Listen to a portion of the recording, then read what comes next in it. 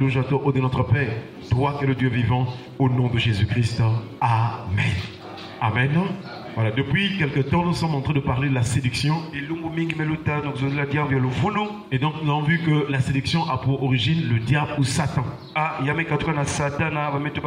Et dans notre texte de base, Genèse chapitre 3, verset 13. L'Éternel a posé la question à la femme. La femme ici, c'est l'image de Ève. Et il est écrit, et l'Éternel Dieu dit à la femme, pourquoi as-tu fait cela? La femme répondit, le serpent m'a séduite et j'en ai mangé. Donc nous voyons que ce texte nous montre que la séduction vient du diable. Et dans ce sens, le diable ici est appelé serpent. Voilà pourquoi tout au long de l'histoire du peuple de Dieu, nous voyons aussi Dieu faire mention du serpent ou des serpents. C'est l'image donc de la séduction et aussi de la destruction. Chers frères et sœurs, oui, nous savons que la séduction est là. Mais nous devons vraiment aussi avoir la connaissance selon laquelle s'il y a la séduction, Dieu aussi avait prévu la solution pour être délivré de la séduction. Est-ce qu'on peut acclamer le Seigneur? Voilà pourquoi nous devons nous attacher au Seigneur. Nous devons nous donner à lui totalement de tout notre cœur afin d'être délivré de la séduction. Toutes les déviations que nous remarquons dans les églises, dans les familles, dans les vies viennent par ou bien par le serpent. Viennent de la séduction par le serpent. Chers frères et sœurs, et déjà dans ce texte Genèse chapitre 3, lorsque la femme a répondu, Dieu va maintenant parler au serpent. Il va libérer la malédiction sur le serpent en lui disant puisque tu as fait cela, alors tu seras maudit entre tous les animaux des cieux. Chers frères et sœurs, et le Seigneur lui donne sa sentence que tu marcheras sur ton ventre, tu mangeras donc la poussière. Et chers frères et sœurs, au verset 15, Dieu a fini à libérer une malédiction ou bien un jugement sur le serpent. Mais comme Dieu est amour, il avait envie que la postérité, la femme, vraiment les gens qui devaient, il avait envie vraiment qu'un peuple puisse lui appartenir et puisse le servir sur la terre. Dieu va faire une promesse. Dieu va faire une promesse. Et c'est dans cette promesse-là, chers frères et sœurs, que nous voyons la solution que l'Éternel va apporter pour son peuple, pour ses enfants. Le diable se disait que comme j'ai réussi à introduire ma sémence dans la vie de Ève, désormais tous ceux qui vont naître de la chair, ils peuvent être en communion avec Dieu. Ils sont séparés de Dieu. Ils vont me suivre. J'aurai le pouvoir sur eux. Je vais dominer sur eux. Chers frères et sœurs, Dieu a toujours une solution. Est-ce qu'on peut acclamer le Seigneur? Quels que soient les pièges du diable, quelles que soient les attaques de l'ennemi, Dieu a toujours une solution pour son peuple. Et le peuple ici, ce sont les élus de Dieu. Chers frères et sœurs, Dieu nous aime tant. Et nous voyons dans ce texte, dans Genèse chapitre 3, le verset 15, Dieu commence à faire la promesse de la restauration ou le rétablissement. La promesse du salut. Et cette promesse va dire beaucoup de choses dans la suite de l'histoire de l'humanité. Pendant que Dieu va faire cette promesse, les enfants ne sont pas encore nés. La postérité n'est pas encore là. Mais Dieu qui connaît toutes choses, il prépare cela parce qu'il savait que quelle que soit la séduction, Dieu a en vue les âmes. Le peuple qui s'est choisi avant la fondation du monde. Est-ce qu'on peut acclamer le Seigneur? Le verset 15 donc de Genèse chapitre 3, il est écrit: je mettrai inimitié entre toi et la femme, Entre ta postérité et sa postérité. Celle-ci t'écrasera la tête. Est-ce qu'on va frapper le Seigneur? Et tu lui blesseras le talent. Voilà donc la promesse que Dieu va faire. Dans cette promesse se cachent beaucoup de révélations, beaucoup de choses. Et l'une des premières choses qui nous vraiment attire, l'une des premières révélations que nous devons découvrir dans ce texte, c'est que d'une part il y a le serpent et d'autre part il y a la femme. Quand Dieu parlait ainsi au serpent, Dieu fait mention de la femme. Mais Dieu est esprit. Là, lorsqu'il parle de la femme, là il ne s'agit plus de Ève. Est-ce qu'on peut acclamer le Seigneur? Dieu commence à aller pour montrer son plan spirituel. Parce que Dieu est esprit. Il faut que ceux qui vont lui appartenir soient maintenant des hommes non charnels mais des hommes spirituels. Et il dit donc au serpent, je mettrai inimitié entre toi et la femme. Là il ne s'agit plus de Ève, mais il s'agit d'une femme spirituelle que nous découvrirons par la grâce de Dieu. Entre ta postérité et sa postérité, s'il y a une femme spirituelle qui soit vraiment la femme idéale pour être en relation avec Dieu, il y a sûrement la postérité. Parce que le peuple ne peut sortir que de la femme. Lorsque Rebecca était en état de gestation, les enfants bougeaient dans son ventre. Elle est allée prier Dieu. Il dit que 2 nations sortiront de toi, 2 peuples sortiront de tes entrailles. Est-ce qu'on peut acclamer le Seigneur? Voilà pourquoi le Seigneur, lorsqu'il fait part de la femme, il est en train d'envisager aussi parler de sa postérité. Donc dans ce monde nous avons d'une part le serpent et sa postérité, et d'autre part nous avons la femme et sa postérité. Et si nous pouvons aller encore dans les profondeurs des Saintes Écritures, nous nous posons la question, quelle est donc cette femme? Nous sommes dans Galates chapitre 4, le verset 22 à 26. Vous savez que dans le livre de Galates, l'apôtre Paul est en train de ramener ces chrétiens-là, parce qu'ils avaient commencé par la chair.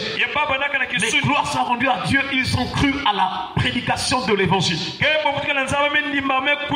Ils étaient sauvés. Et l'apôtre Paul, pour éviter qu'ils retombent dans la séduction, il devait leur prêcher la distinction entre la chair et l'esprit.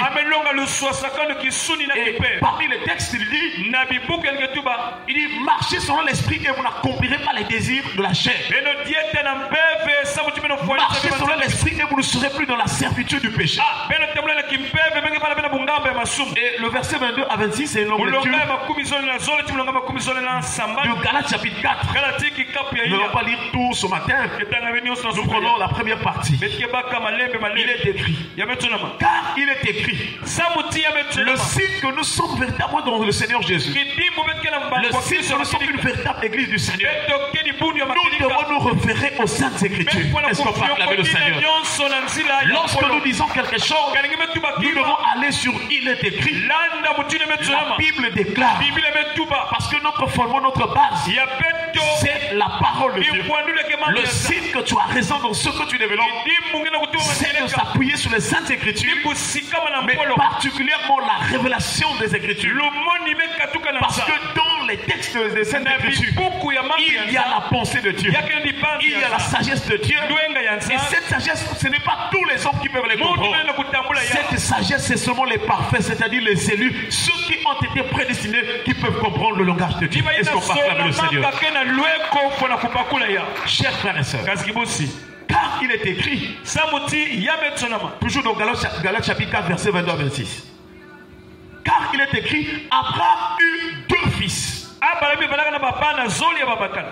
de la femme esclave et un de la femme libre. Alors déjà à ce niveau nous voyons que la Bible ou bien la révélation est claire pour montrer que dans ce monde, d'une part il y a la femme esclave et d'autre part il y a la femme libre. Parce que si le fils c'est parmi les deux fils, il y a un fils qui est né de la femme esclave. Et l'autre de la femme libre.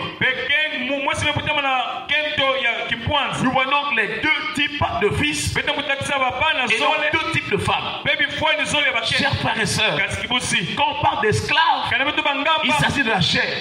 Quand on parle d'esclaves, il s'agit du péché. Le Seigneur Jésus a dit, vous connaîtrez la vérité et la vérité vous affranchira. Jean chapitre 8, le verset 32.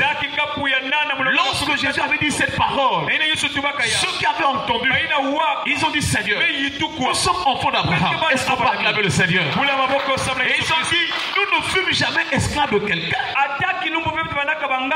Comment dites-tu que vous deviendrez libres? Selon la chair, nous sommes des fils d'Abraham. Nous n'avons jamais été esclaves. Mais comment toi tu dis que nous deviendrons libres? Donc toi tu veux dire que nous sommes esclaves. Et le Seigneur leur enseigne que quiconque vit volontairement dans le péché, quiconque pratique le péché volontairement est encore esclave du péché. Et au verset 36, le Seigneur dit, il dit que si le Fils vous affranchit, vous serez réellement libre. Est-ce qu'on peut acclamer le Seigneur? Ce texte montre que c'est par Jésus-Christ que personne ne peut quitter la chair pour être maintenant enfant de Dieu.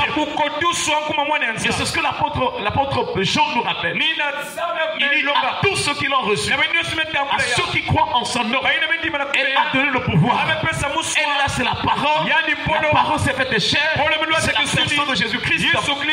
Il dit que et la parole leur donneront des lettres. Mais à tous ceux qui l'ont reçu, elle a donné le pouvoir de devenir enfant de Dieu. Et il précise que lesquels sont nés non du sang, ni de la volonté de la chair, ni de la volonté de l'homme, mais de Dieu. Est-ce qu'on peut acclamer le Seigneur? Chers frères et sœurs, c'est important de donner son cœur à Jésus. Car si personne n'a pas Christ dans ton cœur, si Jésus ne règne pas dans ton cœur, tu fais partie de la femme esclave. Tu es encore un fils esclave. Tu es encore dans la servitude. Et si Dieu la servitude, tu as la proie du serpent. Si aujourd'hui les gens sont en train de souffrir, les gens ont des mauvais comportements, des mauvaises conduites, les passions de la chair, c'est en train de faire la guerre dans leur âme pour leur condamner à pécher. Mais si tu acceptes Christ et que tu obéis à sa parole, il t'affranchira. Il t'affranchira. Il te rendra libre. Est-ce qu'on peut acclamer le Seigneur? Que Dieu nous aide cette peut-être à continuer avec ce thème. Que Dieu nous donne vraiment de libérer notre cœur. Il y a même un texte de Galates 5, le verset 1. Il dit c'est pour la liberté que Christ vous a affranchi. Le Seigneur est venu mourir à la croix. Il a pris tes péchés. Il s'est chargé de tes problèmes. Tout ce qui te concerne, tout ce pour lequel le diable te condamnait. Tout ce que le diable avait imposé, il voulait que ta vie soit dans le péché, dans la mort, dans la malédiction. Jésus-Christ a payé le prix à ta place pour que tu deviennes libre. C'est-à-dire pour que tu ne sois plus condamné à pécher, condamné à vivre dans la souffrance, les impositions de Satan et des démons. Désormais, même si dans la chair tu peux avoir une maladie, mais ton âme doit être en paix et en bonne relation avec le Père. Si à l'intérieur il y a la repentance, la conversion authentique, la délivrance, si réellement tu es passé par la véritable repentance, tu seras en paix. Et la puissance de Dieu se manifestera à toi. Nous prions que Dieu te délivre cette année. Nous prions que la puissance de la parole puisse t'affranchir. Car cette parole est la vérité. Et c'est la personne de Jésus-Christ. Mais pour en arriver là, tu dois nécessairement céder ton cœur. Parce que tous ont péché, sont privés de la gloire de Dieu. À cause du péché adamique, à cause de cette de ce péché, dans notre chair, nous sommes esclaves. Nous sommes redevables à la chair. Mais si nous acceptons de laisser Christ régner et habiter dans notre cœur, dans notre vie, si nous acceptons de mettre en pratique sa parole, quelque chose va se passer. Il va nous transporter des ténèbres à son admirable lumière. Est-ce qu'on va acclamer le Seigneur? Faisons des têtes dans la prière. Que le Seigneur nous donne d'accepter de devenir des enfants de Dieu par la vraie repentance et que nous marchons de la véritable sanctification. Car Dieu avait déjà en vue de nous donner d'être des enfants de la femme libre. Que toute la gloire revienne au Seigneur. La femme libre, c'est l'image donc vraiment de cette église, de ce peuple qui marche selon l'esprit et qui n'accomplit le désir de la chair. Ce peuple qui a crucifié la chair, ce peuple qui porte le regard sur la rémunération, ce peuple qui croit qu'à la croix tout est accompli. Que le Seigneur nous donne d'être imprégné dans cette vie de Jésus, de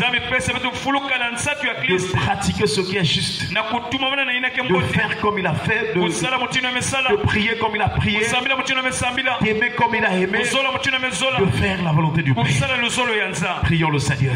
Seigneur, apprends-nous à faire la volonté du Père. Apprends-nous au Seigneur à aimer comme tu as aimé. Apprends-nous à pratiquer ce qui est juste comme tu en as fait, Seigneur, parce que tu es venu pour nous enseigner et pour nous préparer pour le ciel. Glorifie-toi, Seigneur, ce matin. Nous prions que ta main puissante soit à l'œuvre pour soutenir, toucher, visiter, délivrer, Seigneur. Toi qui es notre Seigneur, notre sort personnel. S'il te plaît, Seigneur. S'il te plaît, Jésus. S'il te plaît, Dieu puissant. S'il te plaît, Père éternel. S'il te plaît, Dieu de gloire. Manifeste-toi. Oh Seigneur, affranchis mon frère, affranchis ma soeur. Donne-nous un cœur qui accepte la repentance sincère.